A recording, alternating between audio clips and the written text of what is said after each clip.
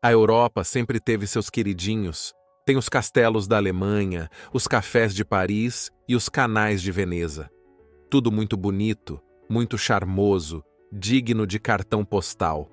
Só que, perdido ali entre a França e a Espanha, tem um pequeno país que foge completamente dessa estética de filme europeu. Estamos falando de Andorra. Em vez de ruas medievais charmosas, a gente encontra shoppings empilhados. No lugar de praças cheias de mesinhas com croissant e café, são letreiros luminosos disputando espaço nas avenidas estreitas. E enquanto o restante da Europa briga para preservar o passado, aqui parece que o lema é o oposto. Vamos botar concreto onde der. Mas o mais curioso é que Andorra poderia ser um dos países mais bonitos do continente. Montanhas gigantes, natureza intocada, ar puro. Só que, no meio desse cenário digno de documentário, o ser humano resolveu improvisar um grande centro comercial em plena serra. Hoje, no belo mundo, a gente vai dar uma volta por esse lugar que muita gente já chama, sem nenhum constrangimento, de o país mais feio da Europa. Número 1. Localização e dados geográficos. Andorra está ali, no meio dos Pirineus, aquela cordilheira que separa a França da Espanha. Não tem praia, não tem porto, não tem aeroporto. É só montanha, serra e mais montanha. De tão pequeno, a gente consegue percorrer o país em poucas horas de carro. Se a gente pegar um mapa, vai ver que Andorra parece quase um bolsinho esquecido entre os dois vizinhos gigantes. Só que nesse espaço minúsculo, tem de tudo. São montanhas que chegam perto dos 3.000 metros, vales profundos, lagos escondidos e até um pedaço que virou patrimônio mundial da Unesco. E por incrível que pareça, quase ninguém nasce aqui. Grande parte das pessoas que moram em Andorra são estrangeiros. Mas isso a gente já vai chegar daqui a pouco. Agora, curiosidade geográfica mesmo é a altitude. Andorra la Vella é a capital mais alta da Europa. Tá lá em cima, passando fácil dos 1.000 metros de altitude. E se subir mais um pouco, chega no ponto mais alto do país, o Coma Pedrosa, quase batendo nos 3.000 metros. No resto do território, 90% é puro verde. Florestas, trilhas, cachoeiras e aquela natureza que só os Pirineus sabem fazer. O problema é quando o concreto começa a competir com essa paisagem, mas isso a gente vai destrinchar daqui a pouco. Número 2. História. A história de Andorra é daquelas que quase ninguém conhece, mas que carrega umas surpresas boas. Oficialmente, o país existe desde o século IX. Foi quando o imperador Carlos, o Calvo, decidiu entregar aquele pedaço de terra para o conde de Urgel. E assim nasceu Andorra, meio como um presente de nobreza no meio dos Pirineus. Mas o que realmente definiu o rumo do país veio uns séculos depois, no finalzinho do século XIII. Foi aí que criaram um dos arranjos políticos mais curiosos da Europa, o tal do co-principado. Em vez de um rei ou um presidente mandando sozinho, Andorra ficou com 2 chefes de Estado. Um deles é o bispo de Urgel, lá da Espanha. O outro, hoje em dia, é o presidente da França. Esse esquema maluco de governo dura até hoje. Ou seja, o presidente francês, que cuida de um dos países mais poderosos do mundo, também responde, de forma simbólica, pelo comando de um microestado espremido na serra. E o bispo espanhol continua lá, firme na parceria. Por muito tempo, Andorra ficou meio isolada do resto da Europa, sem guerras, sem grandes conflitos, vivendo na sua bolha montanhosa, enquanto o continente inteiro se embolava em disputas. Quando o resto do mundo estava no meio da Primeira e da Segunda Guerra, Andorra seguia sua vida tranquila. Foi só nos anos 90 que o país resolveu se modernizar de vez. Em 1993, Andorra finalmente adotou uma constituição moderna e entrou para as Nações Unidas. E mesmo com essa modernização, o sistema dos 2 príncipes segue intacto. Número 3. População. Se tem uma coisa curiosa em Andorra, é justamente quem mora por lá. Porque apesar de ser um país com menos de 100 mil habitantes, pouca gente que vive ali de fato nasceu andorrana. A maioria das pessoas que chama Andorra de casa veio de fora. Tem muito espanhol, bastante português, uma boa fatia de franceses e gente de vários cantos da Europa. Os andorranos mesmo, de sangue e sobrenome, são minoria. Só que, claro, são eles que mandam nas regras políticas do país. Essa mistura criou um perfil meio diferente. É aquele país pequeno, mas com várias línguas rodando ao mesmo tempo. O idioma oficial é o catalão, e, aliás, Andorra é o único lugar no mundo onde o catalão é a única língua oficial. Só que, andando pelas ruas, é normal ouvir o castelhano, o francês e, em alguns cantos, até o português ganhando espaço. Na prática, dá para dizer que boa parte da população é trilíngue. O que facilita bastante, aliás, quando o país depende tanto do turismo e de gente vindo de fora o tempo inteiro. Já a religião, como dá para imaginar, é o catolicismo. Não tem muita novidade aqui, até porque a figura de um dos copríncipes ser justamente um bispo já diz bastante sobre essa ligação religiosa. Mas na vida real, o país tem um perfil bem mais laico do que o cargo do bispo faria parecer. Agora, com tanta gente vinda de fora, dá para imaginar que Andorra acabou se tornando uma espécie de bolha tranquila para muita gente que quer fugir da confusão dos grandes centros. Só que essa tranquilidade tem um preço, e a forma como o país buscou crescer economicamente ajuda a explicar por que, na prática, o visual andorrano virou o que virou. Número 4. Costumes, tradições e o lado cultural de Andorra. Apesar de ser pequeno, Andorra carrega umas tradições bem curiosas que mostram como o país manteve, durante muito tempo, aquela cara de vilarejo de montanha isolado. Aqui, a vida sempre girou em torno da natureza.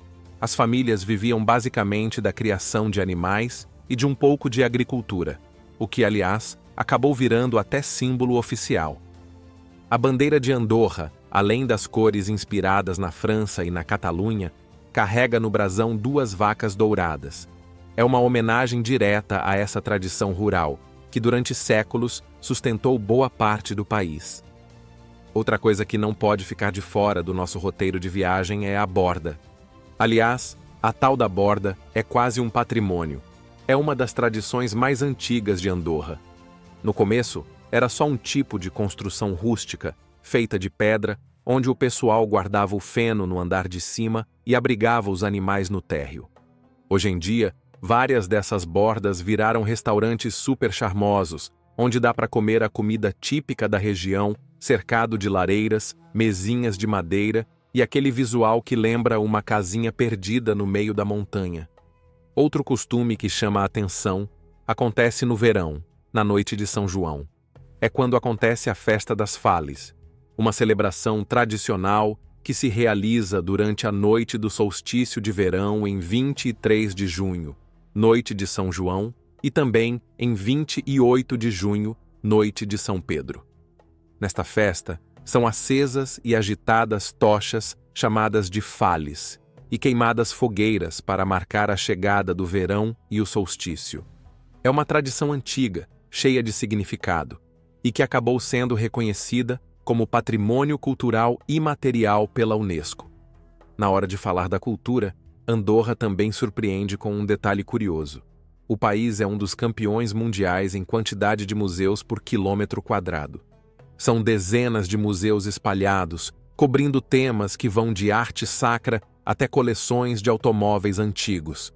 O calendário de festas é recheado de pequenas celebrações religiosas, com destaque para o dia de Nossa Senhora de Meritxell, padroeira do país. E tudo isso acontece nesse clima de cidade pequena, onde as pessoas ainda se conhecem pelo nome e onde o costume antigo se mistura com o turista moderno que lota o país o ano inteiro.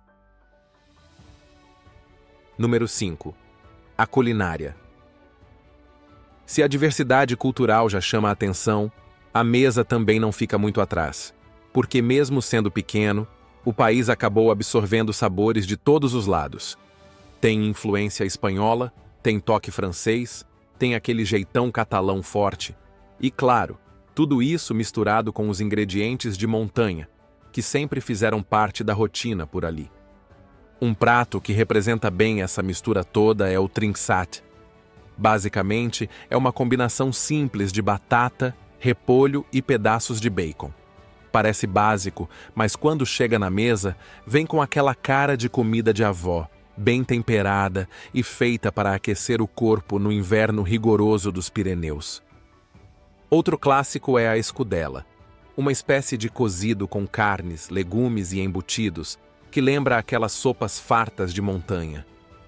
É o tipo de prato que reúne a família inteira, especialmente nas épocas frias.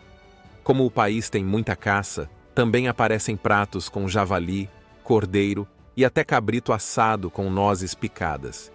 E para quem gosta de peixe, a truta, pescada nos rios gelados das montanhas, também entra no cardápio. Agora, se tem um detalhe curioso na gastronomia de Andorra, é o vinho. Apesar do relevo super acidentado, o país conseguiu desenvolver vinhedos de altitude. Lá no alto, a mais de 1.800 metros, produzem variedades como Sauvignon Blanc, Pinot Noir e Riesling. E para acompanhar, ainda tem as cervejas artesanais locais e, mais recentemente, até produção de hidromel. Resumindo, mesmo com todas as dificuldades geográficas, Andorra achou seu jeitinho de transformar o que tinha em pratos que carregam um pouco da história de quem passou por ali. E depois de ver tudo isso, dá até vontade de imaginar o cenário em volta dessa mesa. E é aí que entra o que Andorra tem de mais valioso: a paisagem natural que, por muito tempo, foi o grande tesouro do país. Número 6. Cartão postal. Se tem uma coisa que não dá para negar, é a natureza. São as paisagens. E olha, a natureza ali caprichou. Mais de 90% do território é puro verde. São florestas, lagos cristalinos, vales fundos, prados cheios de flores silvestres e montanhas que se erguem como paredes de pedra cercando tudo. Quem chega ali nas épocas de primavera ou outono dá de cara com um visual que parece saído direto de documentário. As trilhas de montanha cortam o país inteiro. São mais de 100 rotas espalhadas que permitem atravessar Andorra quase sem pisar no asfalto. No caminho, os refúgios de montanha oferecem aquele apoio básico para quem resolve se perder pelas alturas por uns dias. O Parque Val del Madrio Pedrafita Claror ocupa cerca de 10% do território. Foi reconhecido como Patrimônio Mundial da Unesco e, além da natureza intocada, ainda guarda antigas forjas, caminhos de pedra e pequenas construções que mostram como o ser humano foi se adaptando ali com o passar dos séculos. No extremo norte, perto da fronteira com a França, ficam as montanhas de Ordino e Arcalís, perfeitas tanto para esqui quanto para quem busca trilhas com aquelas vistas de tirar o fôlego. Do lado leste, surgem as encostas de Canilo, onde fica o famoso mirante suspenso do Roc del Quer. Dali, dá para enxergar o vale inteiro, com aquele horizonte montanhoso se perdendo ao longe. No sul, a região de Sant Julià de Lòria fica um pouco mais baixa, com clima mais ameno e várias pequenas vilas rodeadas por bosques de pinheiros. Já na parte central, Escaldes-Engordany guarda as águas termais que viraram ponto turístico com o grande complexo de Caldeia, o maior spa termal do sul da Europa. No inverno, o país inteiro vira um centro de esportes de neve. São mais de 300 quilômetros de pistas esquiáveis, o que coloca Andorra entre os destinos mais procurados do sul da Europa para quem quer encarar a neve. O campo de golfe mais alto da Europa também está ali, passando dos 2.200 metros de altitude. E para quem gosta de aventura gelada, ainda dá para praticar mergulho em lagos congelados. Era o cenário perfeito para ser um daqueles pequenos tesouros escondidos da Europa. Um lugar onde a natureza, a tradição e a vida tranquila formariam aquele tipo de destino charmoso que dá orgulho de mostrar. Mas agora que a gente falou dessas belezas naturais, surge a pergunta: por que então Andorra é considerada uma das mais feias da Europa? Número 7. Fama.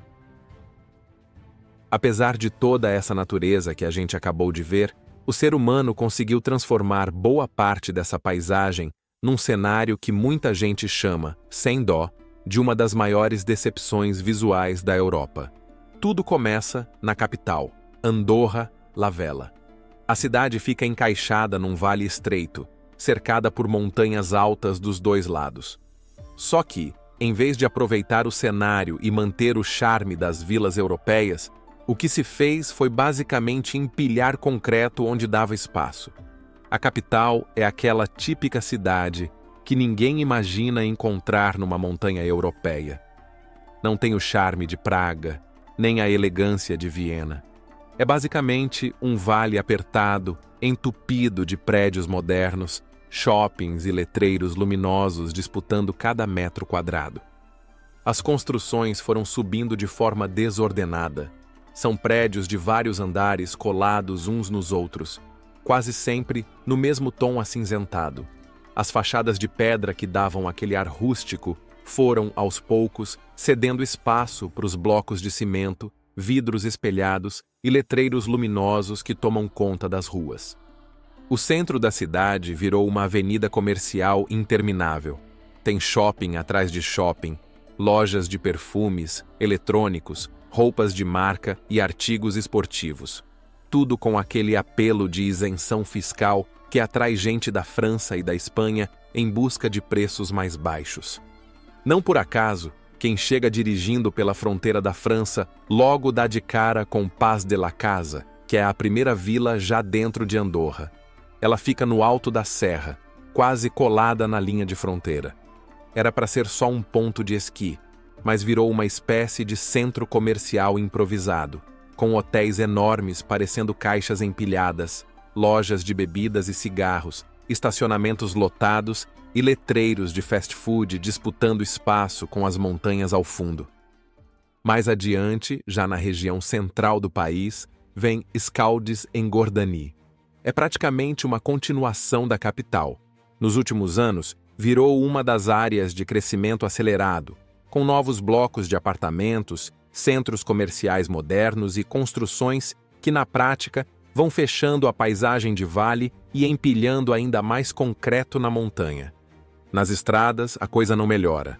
As rodovias que cortam o país seguem espremidas entre grades metálicas, barreiras de concreto, postos de gasolina e outdoors anunciando promoções de cigarros, bebidas, tênis e perfumes. Tudo isso grudado nas encostas, como se o comércio tivesse sido jogado ali onde coubesse.